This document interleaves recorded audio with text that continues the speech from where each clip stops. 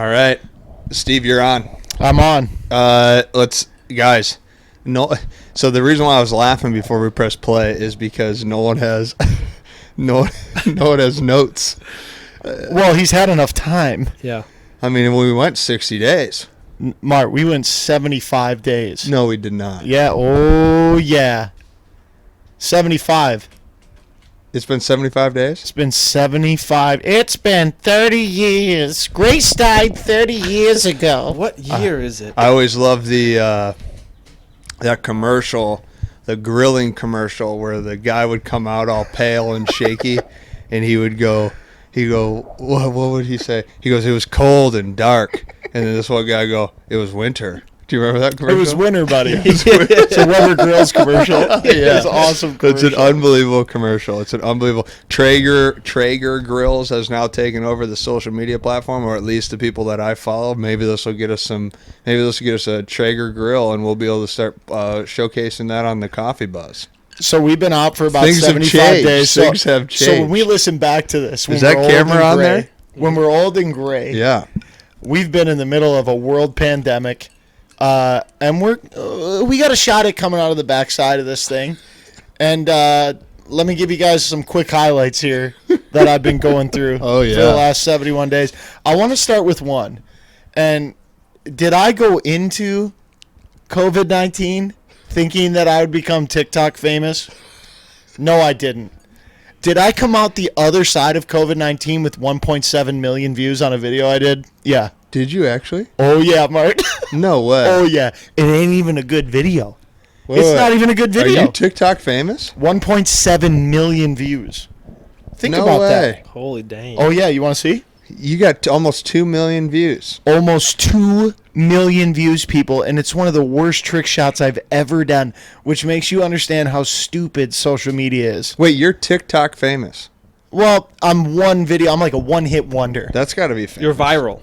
I'm a one-hit wonder, and the second that I got to 1 million views, I just said I'm going to be able to say this to everyone for the rest of my life. Wow. It's a fun party thing. We've been hanging out on the boat for the last couple hours, and this is the first time you brought that up. Well, this is going to blow your mind. Look at that second video right there. Verify it. Oh, I've seen this video. Oh, people can hear it. Oh, yeah. Ooh. Yeah. Oh, see, this is a great video. You don't like this video? I like it, but it's not like a good trick shot. It's fun. So I saw a thing. Can you verify that there's 1.7 million views on that? No, I'm sitting next to a superstar. Now I'm nervous. Is anyone else? No, I should have some notes in front of me. Everything's going great. Yeah, Nolan's a little nervous. He's got notes from his 75-day quarantine where he's, he might be a little off the ball of his coffee buzzes. Steve's famous, and I didn't, and it was winter.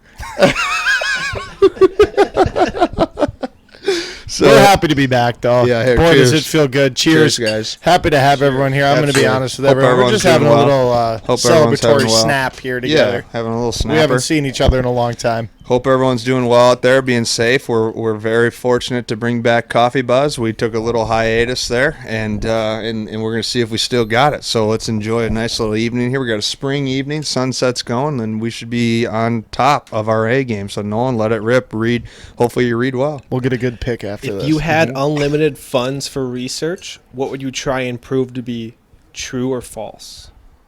Oh, wow. Unlimited funds for research, what would you try to prove is true or false? Holy cow, Nolan. What a great... When this guy's got a little bit of time. Wow.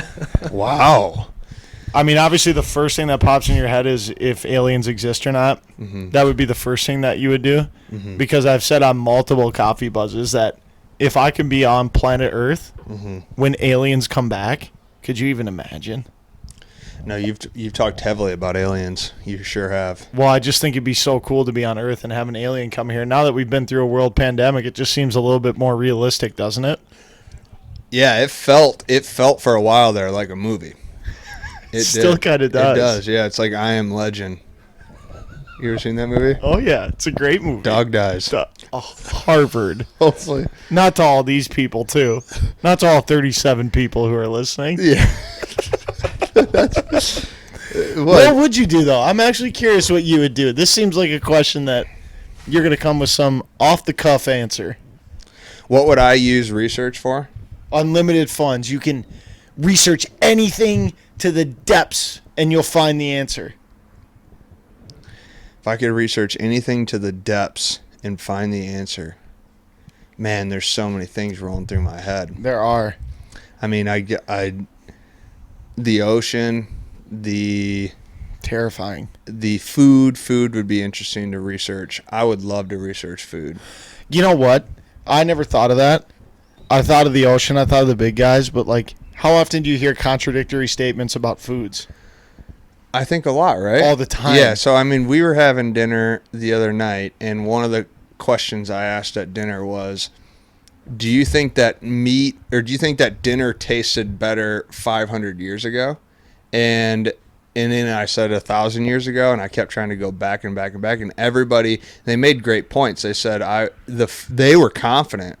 They were confident that dinner tasted better thousands of years ago. Really? Yeah, and then I was trying to think to myself, like, I do understand that when I eat a good steak or a good meat or good vegetables, like, I feel good, right? I understand that. Oh, yeah. But then why does I swear Papa John's was putting cocaine in that pizza for years, dude, because that's the best pizza. I mean, that pizza is scary good sometimes. I mean, their garlic sauce is just It's shut it unbelievable. down. It's scary good. So I get nervous. I get concerned almost. Is that why is that so good?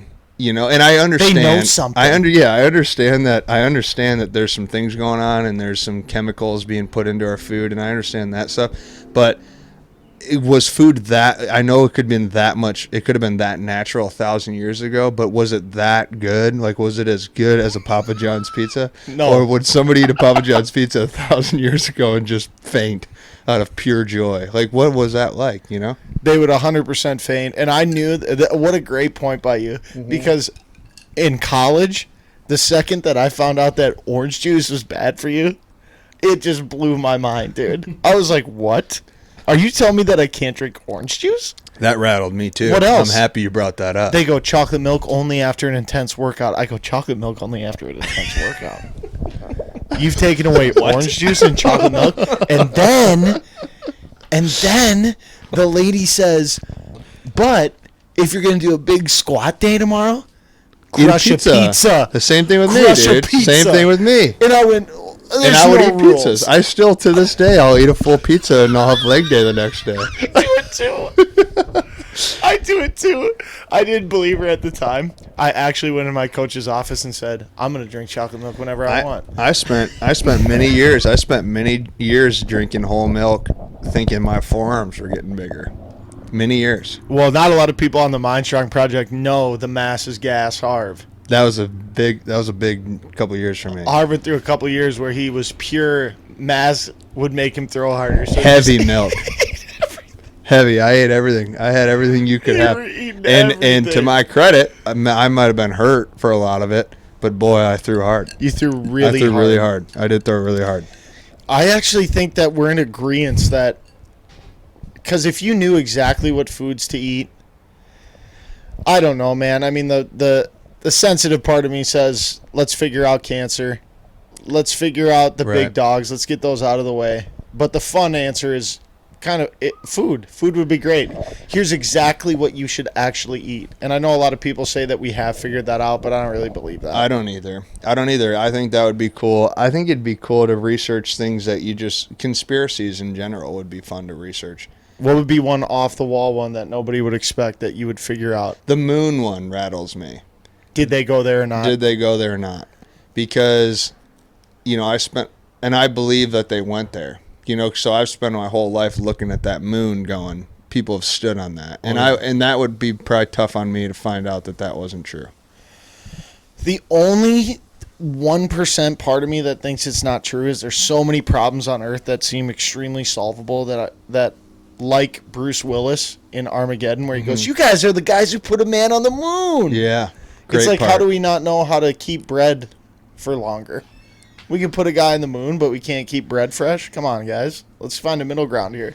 Yeah, it's just I think the thing that's rattling about research is how right and then wrong that research is at some point. You know, it's always super right until it's super wrong, and then it's just mind blowing because what I would say and the full circle of the reality of the question. I don't even really remember the question, but Unlimited funds, what would you research? okay, yeah. So I mean, I guess where I was going to make my point, because I don't think this is along the lines of that, but it'd be more of a what do we think right now is super true that we're going to find out is not true at all. That is crazy. And as you get a little bit older, you realize that something you think right now is that it's true. It's not. It's not. And to wrap it up, really, when you start diving into unlimited funds, and I really think about that, the reason research comes out not true is because of sample size, right? So if you had unlimited funds, you could literally say, hey, everyone in the world, I'm going to give you $500,000 to eat this exact diet. Right. And you're going to eat this diet, and you would actually be able to find out the real answers. That's the benefit of unlimited funds. Yeah. We want to know what food is good. Next question. Next question. Okay, so this is for the house that you guys live in right now. So if you had to leave your house forever, right at this very moment, No problem. and you can only grab one thing, what would it be and why? These are great questions, Nolan. I got Booski in the background. Can you hear him? A little bit? He's just being an idiot. Yeah, roll that door there. All right. So the question is what a beautiful backdrop we got here. If you could take one thing from the house You live in right now. you live in right now, what would it be? If I could take one thing with me right now, what would it be? Oh man, I got two things that ran through my head. One, I got a picture of my family that I've taken with me. God, I love it. Yeah, I got a picture I've taken with me. I've taken everywhere I've moved. So I'd want to take that, and then I guess the struggle here is I also have a journal that I just love. The journal. It's a handmade. My girlfriend Chelsea got it for me. It was it's a handmade Italian leather from Italy journal, and you can it's homemade. And you can alter the pages in it, so you can use the what is it, the cover. You can use the cover forever, and you can just put a new pages into it. Oh wow! Yeah, so I don't know. Cool idea. I like taking that. I love having that on me. For some reason, having this handmade Italian journal on hand. And you got to tie the string around it to keep it closed. For some reason, something about that really makes me feel good having that. What a great answer, Harv. I went the same route, and it shows people that you should be sentimental. I got two things that I would take, and both are actually from my mother. One is a framed photo I have in my bathroom. When I was growing up, my mom would make themed posters for every one of our birthdays. Yeah. Oh yeah, I've seen a few of them. And when I was 5, I had an American Gladiators party. Hanging up in your bathroom. It's hanging up in my bathroom. And this was just one hell of a party. One hell of a party. Unbelievable theme. My dad set up like fake pools, and you would like go behind like the plastic pool, and you jump out and you throw a tennis ball. And I remember my dad freaking pegged me right out the gate, like to prove a point at my own birthday party, like Let smoked you know me Daddy's home. Yeah, Dad's home. That would be there. And then the flip version of that, on my 30th birthday, my mom like typed out this long letter and gave it to me. And it's super hilarious because it's on the back of like a Captain America shield. Yeah. And I still have it in my room. And it's just a super nice letter about the first 30 years of my life. I think I would take that. Those would be my two. That's great. Those are deep ones. If you were given 1,000 acres of land, what would you do with it? Build a ball field. Yeah, no brainer. I would. Yeah, no, I know you would. Mm-hmm. I think I probably would too with the 1,000 acres because that's a lot. Well, and to timestamp this, you had probably the best social media post that I've had of yours. That was a great post. That's in New Prague, I think that was. So when you're I friends do with that someone, a lot. Oh yeah. I do that a lot. When you're friends with someone for a long time, people, I hope you have the kind of friends that you make fun of them for stuff, Yeah. you know? But you also got to make sure that you compliment your friends in that same setting. So I make fun of Mart all the time for stuff that he does. Sure. But he posted something the other day about how when he's really feeling good, he wants to think, he goes to a baseball field. Always. Because that's where you grew up. That's what you had. So even though you're not necessarily chasing that dream anymore, it puts you at peace. Yeah. Oh, man, I thought that was awesome. That was an awesome It thing to is. just, read. It And that's is. why I think baseball fields are powerful. They are powerful because, and I think that's relevant for all three of us.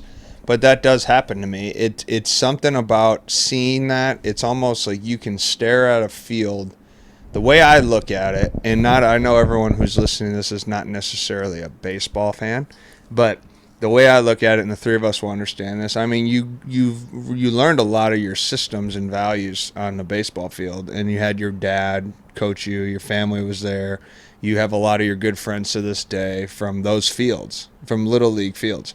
And I don't know how to explain it, but whenever I find Little League fields that are in the middle of nowhere, if I stare at the field, it's like you can see your childhood. I don't know. Do you guys feel that? 100%. It's like you Yes. can see your childhood. 100%. And it brings you, in a moment's time, it brings you back to that. For some, the way I explained it for that post, I was explaining that scene makes me I don't feel like a kid, but it gives me that confidence that the kid had. And I think that's powerful. I think as you get older, your imagination gets so destroyed by reality, and negativity. Yeah, negativity. It's hard to have imagination, and that was such a beautiful thing of being a kid. And I think that we all hold strong to imagination, which I really like about our group of people. But also as individuals, I don't ever want to lose my imagination. I don't, I want to have a part of that in me. So that's, that I find a lot of peace going to those ball fields. I don't remember the question. I think I've had too many of these maker marks. No, see, the ball. Ask the question again. If you were given 1,000 acres of land, 100% what would I you got do it. with it? Okay, but Okay, 1,000 acres of land. I know what I would have. Besides that ball field. keep going. I would without a doubt, if it didn't have a lake on it, I would want it to have water on it. If I couldn't have a lake on it, I would make a man-made lake, There you go. man-made pond for sure, something that's on there. I'd want to not be able to see anybody else. And I Fill would it with fish. Fill it with fish, so I win every day. And I'd live in a tree house 1,000%. I'd have some sort of hobbit house that would be like the headquarters, kind of the office space would be in Outside of your living spot. outside of my living spot. And then I would have an epic outdoor gym. I'd have some gardens, some saunas, some ice tubs, and we would train outdoors, and we'd have obstacle courses on that land for sure. I mean, I can see it. The fun part for all the guys at home and the viewers at home, you're 100% right. Harvey and I have no idea how much land this actually is. No idea. We're just picturing it in our heads as sounds being like it'd pretty be- much infinite. Yes. I kind of figured I'd just have an entire 100%. state. Yep, that's what I'm thinking too, Mark. to make sure we're on the same page, that's what I'm thinking too. glad you so said that. unlimited land. Yeah, unlimited land. I'm putting a ball field on there, and everyone that knows me knows it's been my dream to have a baseball complex in which I drive around a golf cart and just kind of wave at everybody. With So the fungo. I'd get that done. Yeah. I think that I would have a go-kart track. There's something about go-karts to me Yeah. that have always just made you feel like a little kid.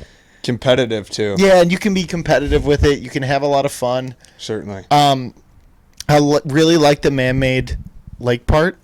I think that's genius. Yeah. And then there's no rules out there, right? You can do absolutely whatever you want. You could even build, I'll do a dream scenario. In this scenario, because I own this land, I'm a billionaire. Mm-hmm. Yeah. And so I'm going to build houses for all my best friends around that man-made lake, and we're all going to live together. You got to do that. That's the dream, really. I would imagine that this question is what we're trying to pursue. Yeah, that's what we want. Yeah.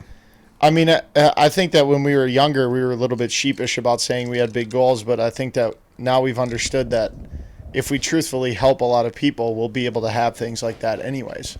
Yeah. So why wouldn't we want to live next to our best friends on a lake? I would love that.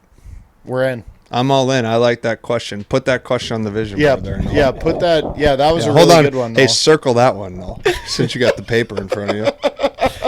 Okay, so on a day held in your honor, like a celebration of you, what would you have people do for that day? Harvey would hold a helmet above his head and say, "This Just one for the stays with the people." Yeah, I certainly would. I certainly would, since I've already accomplished that feat. What would you? What would you have? What them would you do? want people to do in celebration of you for a day? Oh man, I would have what a everyone. self-indulgent question. Go ahead, Mart. I grew up. I grew up, and my family had this. My family had this little cabin. We still do, and we had two cabins. It was in the middle of Michigan, a really small town, not much going on up there, and by no means is it an epic cabin. There's not 1,000 acres, but we had these two little cabin homes. My parents had one. My grandpa had one, and when I was in college, I thought when you're in college, you have that falsehood of thinking you're a full adult, so you. Oh yeah, you got it made. Yeah, so you sort of think that you're a full adult and you're, equivalent to your grandpa and your parents and all that stuff. And I took a bunch of people up to my cabin one time and just threw a rager, an absolute rager. I mean, I had the whole team up there, the boys, we all took pickup trucks. We had a good time.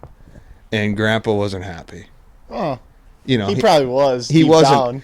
He called my old man, and my parents were, I think, in Arizona at the time. So I was what are they going to do? You're gonna drive up and get me, So, You're not coming to college with me. yeah, so I used the other cabin, and then as time went, we kind of moved. The family moved to the main cabin. We got rid of this other cabin. Now these are little tiny homes, But something about that cabin and that space has been a part of my whole life. I've known this cabin since I was born. We had this before I was born. So I've always envisioned all the people I've met in my life.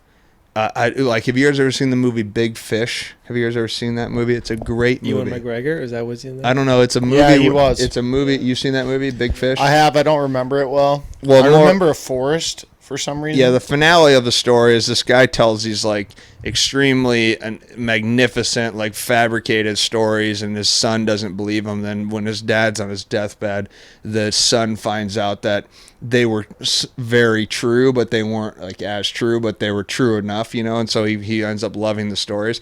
And so I've always had this vision that I would be on my lake at my cabin that I grew up in as a little boy, up north Michigan, with all the people that I met in life, and we just had a freaking rockin' party. I just have always envisioned that would happen someday. Boy, I hate that you got to go first. Yeah. Because I'm gonna sound like vodka here, but that is 100% my exact dream. The only thing that I'll add in that specifically is that I would want to have, there'd be live music there, but Yeah, you gotta have that. people would be able to walk up to a stage in my story, literally the same story as you. Literally. I while you were talking, I was getting so mad. But people would be able to walk up to the top of the stage and basically tell their favorite story about me and them together. So I would know every single person that I was a part of their life. I would know their favorite story. Oh, about that me. would be cool. That's cool. Right? That would be this cool. is a story you don't even know about that I love about you. Here it is. Boom. That would be so fun to hear all the people that you knew just tell anytime I think about you or anytime.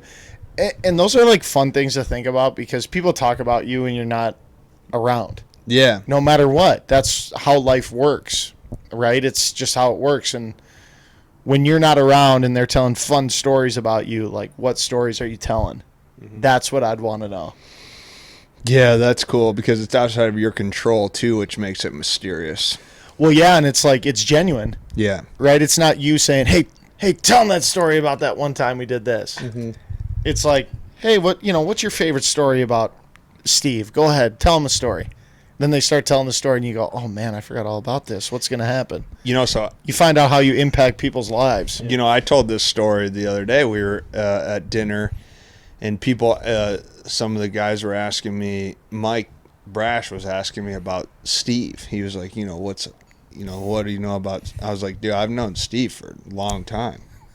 I was like, when we were back in college, on my 21st, I was like, think about this. When I was 20 years old, Steve was 21, and when I turned 21, we went out for my 21st birthday. Me and Steve, just Steve and I, sat at a bar and just got, we celebrated being 21.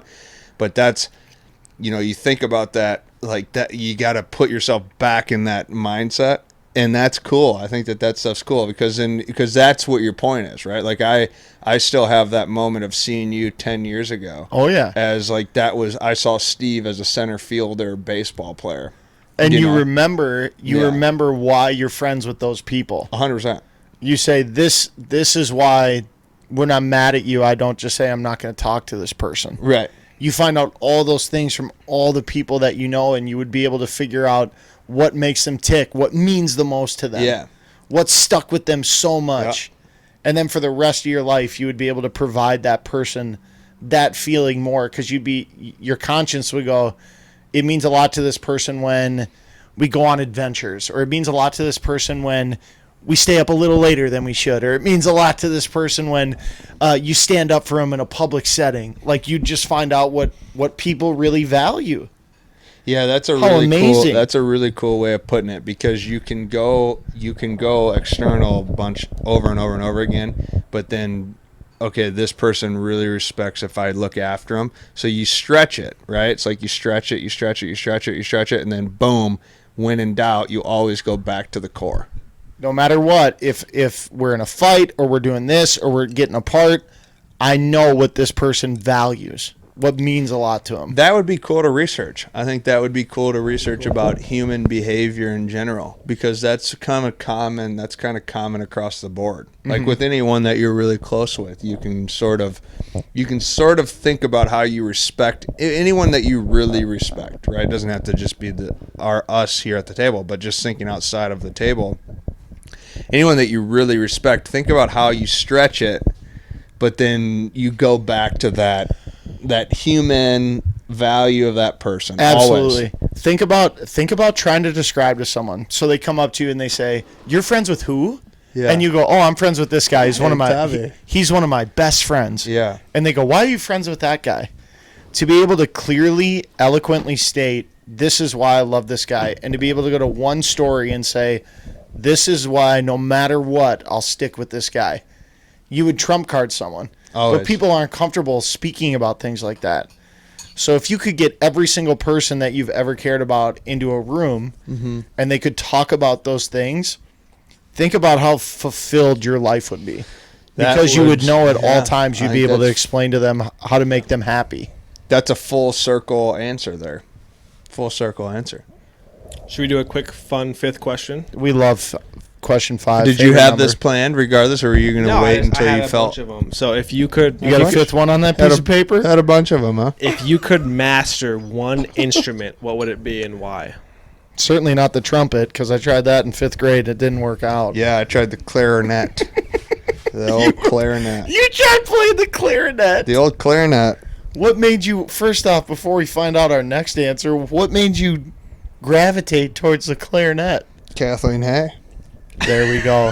Isn't that everyone does? That's one thing. Hey, one thing that, and one thing I took from you, Mart, was saying people's full names. Saying people's full names is so funny. Boy, I hope she's doing well. She was a great gal, great family, good people. She was crushing the clarinet. Before I said that, I had to go through my head, am I going to say this gal? But she was great, and she still is. I'm sure she still is. She was an awesome human. What would you go with now?